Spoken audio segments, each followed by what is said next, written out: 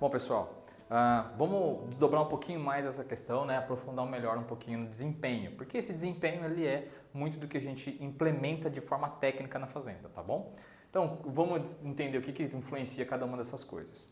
O que influencia a taxa de lotação, né? Ou como é que eu determino maiores taxas de lotação? Muito provavelmente fazendo um aumento de capacidade de suporte da fazenda, entendendo um pouquinho de suplementação. Então, vou ajustar algumas práticas técnicas, né? Algumas estratégias ou táticas para que eu possa ter um maior volume de animais por hectare, tá bom? Com o maior desempenho possível, eu vou estar fazendo com que a gente tenha uma possibilidade de fazer com que a gente faça arrobas produzidas maiores. Ok? Ou seja, aumentei taxa de lotação, aumentei GMD, eu vou ter uma quantidade maior de arrobas produzidas. Toda vez que eu pego isso e divido pelo meu tamanho da minha área, eu vou ter os arrobas por hectare, ok? O que a gente fala? Se eu pego arroba por hectare num determinado período, que nesse caso a gente gosta de trabalhar na safra por um ano, então eu vou ter arrobas por hectare ano, ok? Essa aqui é um parâmetro, né? Esse é um indicador que mostra para a gente, ou que resume para a gente a influência de desempenho, tá? Que está falando, para a gente chegar nele, eu tenho que ter alto GMD, tem que ter alta lotação. Murilo, consegui 12 arrobas por hectare ano. Cara, legal, você conseguiu fazer ou um GMD muito alto, ou taxa de lotação muito alta, ou a combinação dos dois que gerou 12 arrobas por hectare ano. Ó, eu tenho uma estimativa aqui de que eu vou produzir 20 arrobas por hectare ano nessa área intensificada, 40 arrobas por hectare ano. Caso que a gente já tive, né, dentro da nossa empresa aqui, de até 50 arrobas por hectare ano em áreas intensificadas. O que a gente fez? Altas taxas de lotação, bons desempenhos individuais com que a gente produzisse um alto valor de arroba produzidos por hectare ano, tá?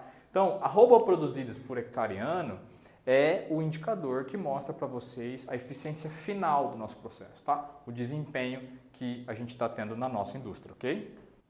O arroba produzida por hectare ano, nesse caso, ele pode influenciar, se a gente está falando de um rebanho que está constante ou está em crescimento, provavelmente essa arroba produzida pode influenciar a gente na taxa de desfrute. Vou dar um exemplo.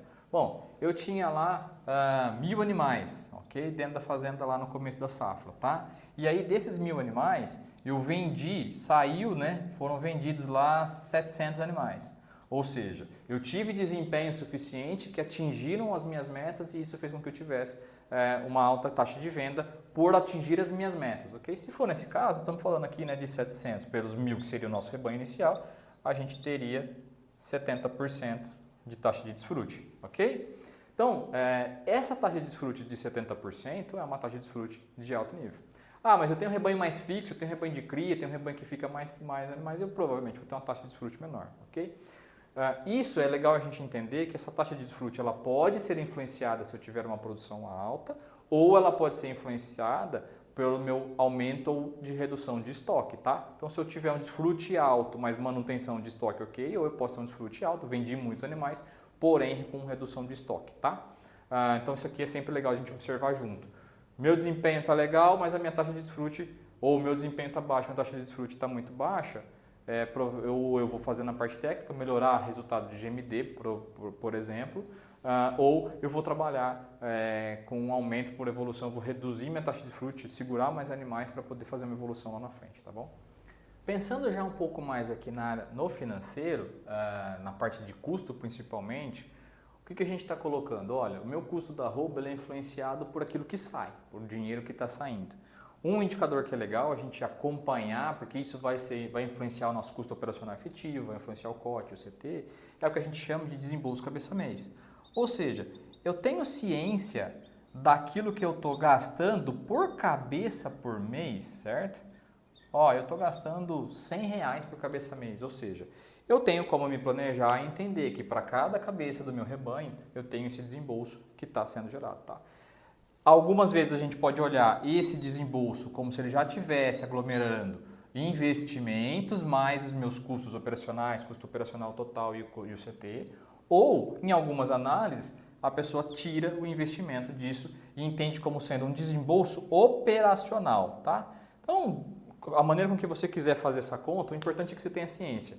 Ou você está colocando investimento dentro do desembolso, ou você, se você caso está tirando o investimento do desembolso, você está colocando ele como uma forma à parte. Estou num projeto aqui, estou no início, a minha fazenda tô fazendo muito investimento nela de mudança e aí não faz sentido para mim olhar para ela como sendo o meu desembolso que vai olhar lá na frente. Não é esse o desembolso que vai gerar na frente. Então, hoje eu estou gastando R$200, Murilo, por hectare, por cabeça mês.